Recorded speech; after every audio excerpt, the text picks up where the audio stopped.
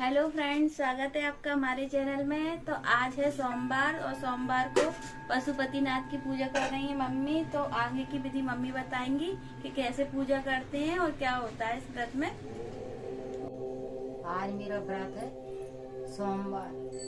और वैसे तो मैं व्रत 12 महीने का रखती हूँ, पर जी पशुपतिनाथ का व्रत कर रही हूँ। आज तीसरा सोमवार है और मैं मंदिर पे तो जाती नहीं हूँ क्योंकि भीड़ ज्यादा रहती है, अच्छी से पूजा नहीं हो पाती विधि विधान से। इसलिए मैं तो घर पे ही पूजा करती हूँ। भगवान भोले जी की मूर्ति रख लेती हूँ कटोरा में, उसमें ही अभिषेक कर देती हूँ और इसी पे अभिषेक करने के बाद पे जल चढ़ा देती हूँ और अच्छे से चंदन चढ़ा के बीलपत्री चढ़ाती हूँ। बीलपत्री चढ़ाते समय भोले जी का मंत्र भी बोलती हूँ और चावल चढ़ाती हूँ। इसके बाद में बढ़िया से दीपक लगा के फिर मैं होम करती हूँ, फिर भोग लगाती हूँ और आरती करती हूँ। इसकी यही विधि है। और व्रत करते समय भोले भगवान का ध्यान रखना चाहिए, गौरव पार्वती मैया का भी ध्यान रखना चाहिए, गजानन गणपति भगवान को भी हाथ जोड़ना चाहिए।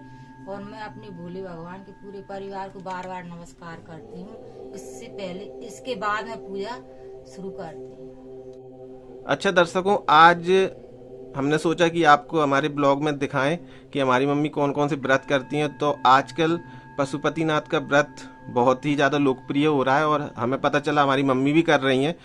तो हमने सोचा चलो क्यों ना आज इसका ही ब्लॉग बनाएं।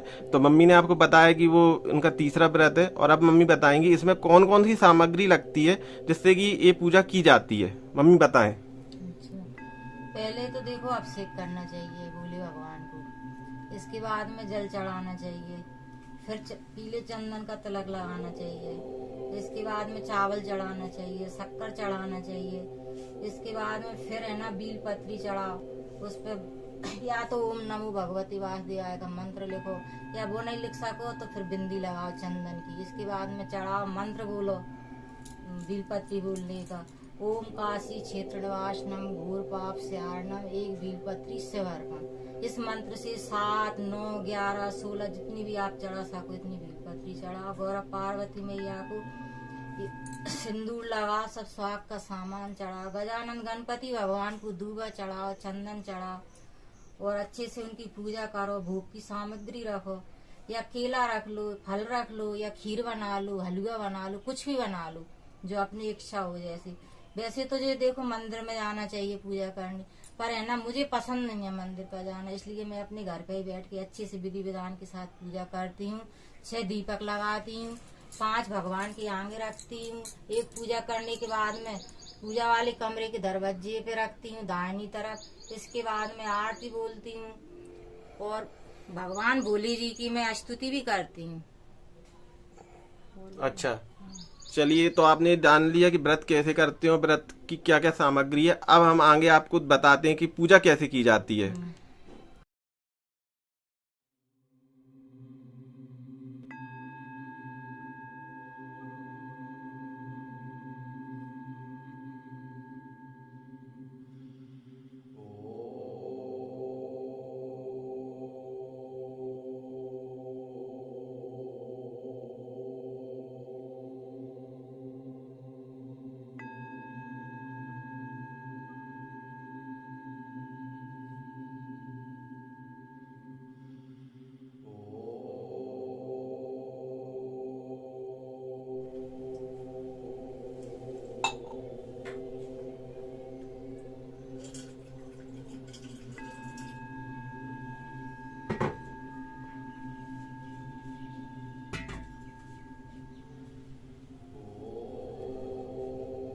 यहाँ पर भगवान शंकर पर अभिषेक कर दिया गया है और अब ये चंदन घिसकर लगाया जा रहा है। अब ये चंदन भगवान शिव पर अर्पण कर दिया गया है। अब ये गजानन गणपति का अभिषेक कर दिया गया है।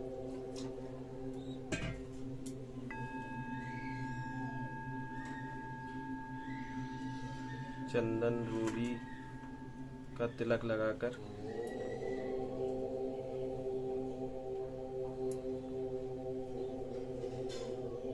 आप देख रहे हैं 5 दीपक भगवान की समक्ष समर्पित कर दिए गए हैं।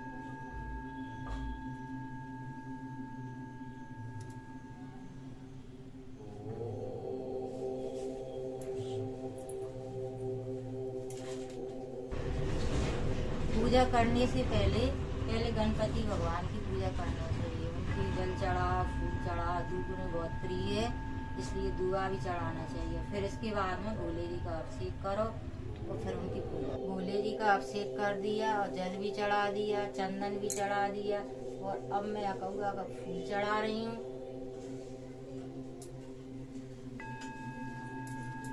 इसके बाद में हल्दी लगाकर भोले जी को जनेऊ अर्पण कर रही हूँ, जो सुपारी अर्पण कर रही हूँ। भोले जी को पैसे भी रख रही हूँ।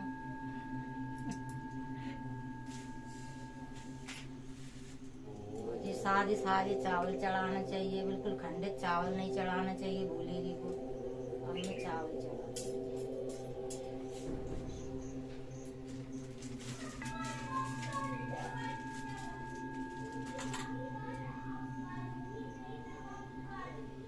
गजानन गणपति भगवान को मैं जी वस्त्र अर्पण कर रही हूँ। पार्वती मैया के लिए साग में चूड़ी है, बिंदी का पत्ता है, महावर की थैली है, मेहंदी की थैली है, काजल की डिब्बी है, जो मैं पार्वती मैया को अर्पण कर रही हूँ।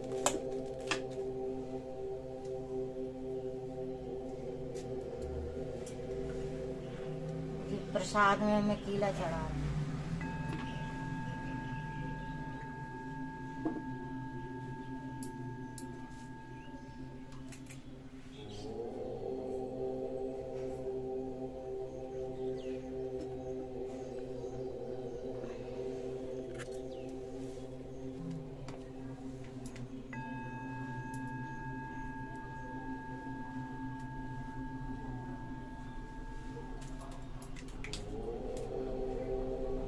अब ये बीलपत्री चढ़ा रहे हैं और बीलपत्री पर ओम नमो भगवते वासुदेवाय नमः का मंत्र लिख लिया गया है, और मंत्र से ही चढ़ाए, और मंत्र बोलकर ही चढ़ाना है। ओम काशी क्षेत्र निवासनम घोर पाप स्यारणम एक बीलपत्री शिवर्पम। ओम काशी क्षेत्र निवासनम घोर पाप स्यारणम एक बीलपत्री शिवर्पम। काशी क्षेत्र निवासनम घोर पाप स्यारणम एक बीलपत्री शिवर्पम। तो दोस्तों, जो भी आप इस व्रत को करने का विधि देख रहे हैं, ये हमारी मम्मी बताएंगी ये मंत्र को कितनी बार, बीलपत्री को कितने बार बोलना है इस मंत्र को। जितनी बार अपन बीलपत्री चढ़ाओ, जैसे 5 चढ़ाओ, 7 चढ़ाओ, 9 चढ़ाओ, 11 चढ़ाओ, 14 चढ़ाओ, जितनी बीलपत्री चढ़ाते हैं उतनी बार ही मंत्र बोलते हैं। अच्छा, तो दोस्तों ये आपकी श्रद्धा के ऊपर है कि जितनी बार भी आप भगवान के मंत्र का जप करना चाहें कर सकते हैं, इसमें कोई नियम नहीं है। अपनी श्रद्धा और समय के अनुसार आप मंत्र का जाप कर सकते हैं।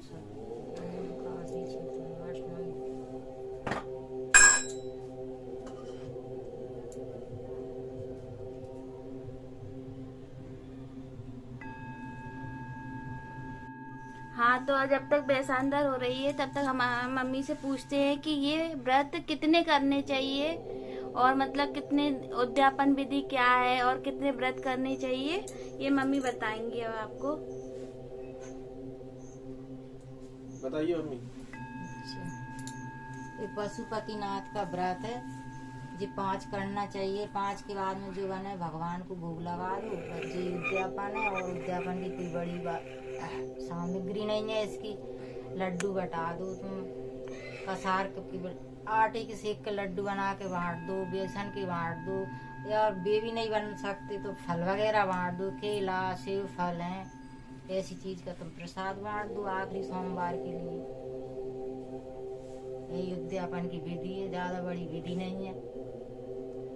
हाँ, तो मम्मी अब हमें ये बताएंगी कि व्रत तो रख लिया, लेकिन व्रत रखने के बाद जो महिला इस व्रत को रख रही है वो सुबह से रात्रि तक किस तरह की दिनचर्या अपनाएं, किस तरह के नियमों का पालन करें, क्या फलहार ले सकते हैं, इससे संबंधित सारी जानकारी मम्मी बताएंगी हमको कि जिससे कि व्रत का ज्यादा से ज्यादा फल हमें प्राप्त हो और भगवान शिव की कृपा हम पर बनी रहे। सुबह ही उठो ब्रह्म मुहूर्त में, अपने रोजाना के नित्य नेम से निपटो। इसके बाद में भोले जी का नाम जपो। सुबह ही पशुपतिनाथ का जाप करो, 16 बार करो, 21 बार करो, बैठ के आसन लगा के करो। इसके बाद में जो अपन जो काम करते हैं वो करो। फिर नहाओ, बढ़िया सिर धो, अपने बाल धो, बढ़िया ब्रह्मचर्य से रहे उस दिन। और अगर बन सके तो कुछ मत खाओ, एक टाइम खाना ही खाओ तुम। अगर नहीं कर सकती इस तरीके से तो एक बार फरार कर सकती हो बिना नमक का। नमक का नहीं कर सकते उसमें। और जैसे इच्छा हो, अपनी श्रद्धा भक्ति हो तो पूरे दिन फरार में ही रह सकती हो। और नहीं बन रही तो एक टाइम फरार कर लो, एक टाइम भोजन कर लो शाम के टाइम। झूठ मत बोलो, किसी की आत्मा दुखी मत करो। जो कोई गंदी बातें कर रहा है उसके पास मत बैठो। जहाँ अच्छी बातें हो रही हो, वहाँ ज्ञान की 2 बातें मिले, वहाँ बैठो। अच्छी धार्मिक किताब पढ़ो, रामायण का पाठ करो। शिव विवाह रामायण में वो भगवान भोले जी की बाल कांड में उसका पाठ करो। सुबह करो, शाम को करो। भोले भगवान प्रसन्न होते हैं इस व्रत से। अच्छी अच्छी बातें सोचो। हाँ तो दोस्तों, अभी हम गाय के गोबर की कंडी पे हवन करने जा रहे हैं। और इसको आप देखिए किस तरह से ये अग्नि में घी डाला गया है। उसके बाद ये घी और शक्कर का मिश्रण बनाकर उसको अग्निदेव को समर्पित किया गया है।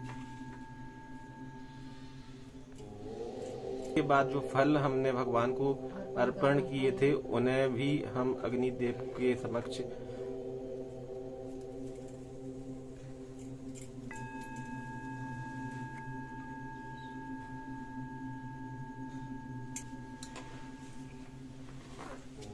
यहाँ पर सारी वस्तुओं को अग्निदेव को चढ़ाने के बाद उन्हें हम दंडवत प्रणाम करेंगे।